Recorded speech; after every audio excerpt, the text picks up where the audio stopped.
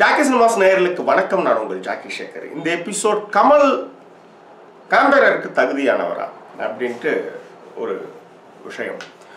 Big pass ஆரம்பித்த பொழுது first 2 episode அவர் கொஞ்சம் தடுமாற்றத்தில் இருந்தார். அப்போ அவர் ஹோஸ்டிங்க்கு லாய்க்கு இல்லை, காம்பேர் பண்ணுற லாய்க்கு இல்லை, இது எதுக்கு தேவையில்லாத வேலை இருக்குது அப்படின்னு நிறைய விமர்சனங்களை அவர் மீது வைக்கப்பட்டது. கொஞ்சம் தடுமாற்றம் இருந்தது என்பதை மறுக்க முடியாது, மறுக்கவும் முடியாது. ஸோ அந்த அளவுக்கு கொஞ்சம் தடுமாற்றம் இருந்துச்சு.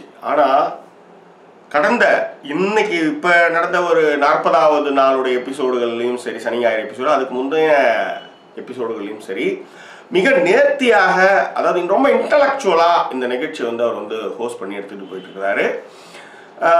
யார் யாரெல்லாம் விமர்சனம் வச்சாங்களோ அவங்களே கமல் ரொம்ப அற்புதமாக புகழறாரு அப்படின்ற அளவுக்கு அவர் பாராட்டிட்டு இருக்காங்க. இதை விட இன்னொரு விஷயம் சொன்னாங்க. சல்மான் கான் அளவுக்கு அவர் யாரையுமே திட்டுறதில்லை. சல்மான் கான்லாம் டேரெக்டாக பிக் பாஸில் தப்பு செஞ்சவங்க தப்பு செஞ்சோம் அப்படின்ட்டு டேரெக்டாக சொல்லிடுறாரு. இவர் அது மாதிரிலாம் பண்ணுறதே இல்லை அப்படின்னா அகம் டிவி வழியாக எல்லாருக்கிட்டையும் பேசி லெஃப்ட் அண்ட் ரைட் வாங்கினதை எல்லாருமே பார்த்தாங்க.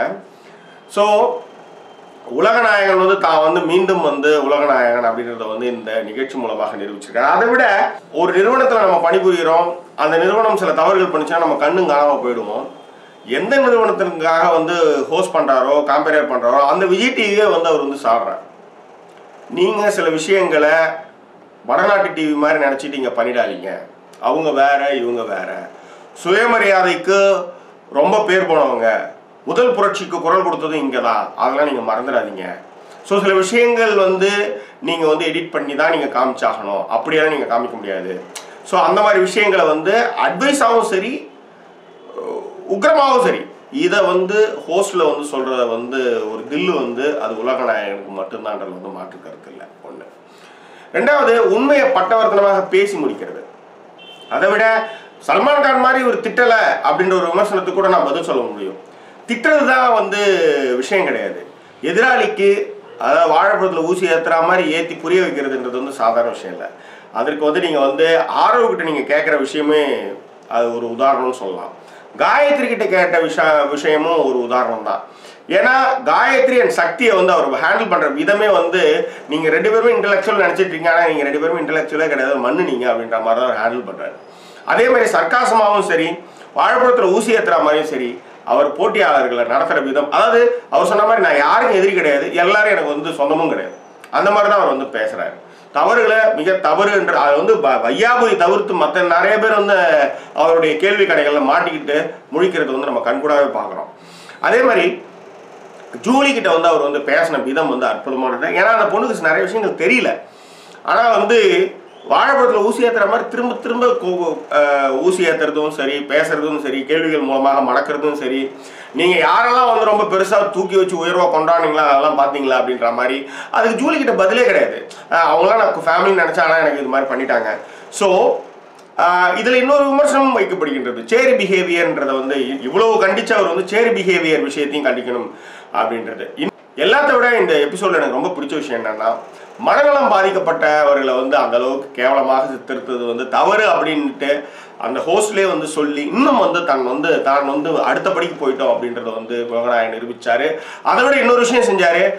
மனநலம் இருக்கவங்களை நீங்கள் உடனே திட்டுவீங்க, அவங்கள அசிங்கப்படுத்துவீங்க, ஆனால் என் படத்தில் நீ செய்யலையானா நான் செஞ்சுருக்கேன், ஏன்னா அது என் படத்தில் அவங்க தான் கதாநாயகனாக இருப்பாங்க, அவங்களுடைய வழிகளை சொல்கிற ஒரு ஆளாக தான் நான் நடிச்சிருக்கிறேன் அப்படின்ட்டு உலகநாயகன் சொன்னார். அது 100க்கு 100 உண்மையும் கூட. குணா மாதிரியான ஒரு கேரக்டரை ஒரு நாயகன் பண்ணுறது சாதாரண விஷயம் இல்லை. அவனுடைய துயரம், அவனுடைய வழியையும் அந்த படத்தின் முழுவதுமாக பதிவு செஞ்சுருப்பார். அதை விட இன்னொன்று, ஒரு காலத்தில் அப்படியான மனிதர்களை நம்ம வீட்டில் வச்சுருந்தோம். அவங்கள நம்ம ஒரு ஒரு ஒரு என்ன சொல்கிறது, பாரமாக நம்ம நினச்சதில்லை.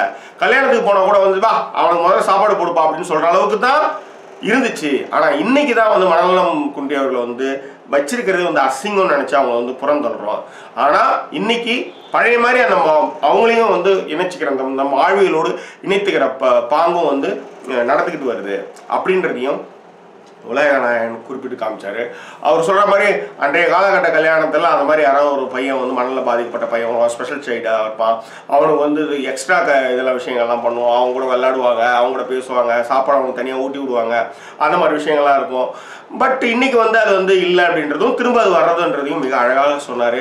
ஸோ யாரெல்லாம் வந்து உலகநாயகனுக்கு வந்து கமலுக்கு வந்து காம்பேர் பண்ண தெரியல, ஹோஸ்ட் பண்ண தெரியலன்னு சொன்னாலும் அவங்களாம் வந்து மானசீகமாக இந்த 2 எபிசோடையும் பார்த்து மன்னிப்பு கேட்டுக்கோங்க. இன்னொன்று, நீங்கள் இதுக்கு மீறி ஏதாவது நீங்கள் பண்ணால் கூட நான் இந்த இடத்த விட்டு எனக்கு இந்த ஷோ விட்டு நான் போயிடுவேன் அப்படின்றதையும் வந்து மிக அழகாக பதிவு பண்ணார். ஸோ யாருக்கு காம்பேர் வரலன்னு சொன்னீங்க, சொல்கிறதுக்கு முன்னாடி கொஞ்சம் யோசிங்க, தப்பு கிடையாது. ஆனால் அதை வந்து நிரூபிச்சார் பத்தியா, I am the best, I am the டிஃப்ரெண்ட்னு சொன்னார் பத்தியா, அது ரொம்ப நல்லா இருக்கு. ஸோ எல்லாத்தோட எனக்கு பிக் பாஸ்ல ரொம்ப பிடிச்ச விஷயம் என்னன்னா, கமலோட என்ட்ரி வர்றது, அந்த மியூசிக் பேக்ரவுண்ட், அதெல்லாம் இல்லை, கமல் அவுட் போறாரு பார்த்தீங்களா நடந்து, அதில் வந்து ஒரு தனிப்பு, ஒரு தடிப்பு, ஒரு கனாவெட்டு எல்லாம் இருக்கிற மாதிரி நடந்து போவார். அது ரொம்ப எனக்கு பிடிச்ச அந்த நடை வந்து எனக்கு ரொம்ப பிடிச்ச நடை. அதே மாதிரி அவர் பேசுகிற விஷயங்கள் இன்டலெக்சுவலாக தான் அந்த மாதிரிலாம் பேச முடியும். அதுக்கு காரணம் நிறைய படிக்க வேண்டும். I like it man, I love you man. Okay, all the best. எந்த தளத்திலையுமே வந்து பூந்து புறப்படுற உலகநாயகன் இதுலேயும் வந்து ஜெயிச்சிருக்காருன்னு தான் நான் இந்த வீடியோ மூலமாக சொல்லிக்கிறேன்.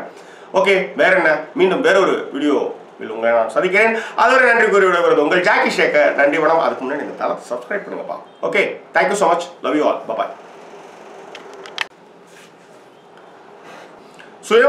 சுயமரியாதை வந்து முதலாக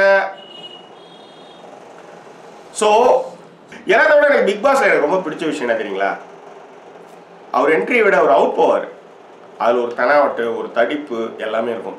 ரெண்டாவது, அவர் பேசுறதுல வந்து இன்டலெக்சுவல், படித்தாதான் அது மாதிரி பேச முடியும். I like it, I live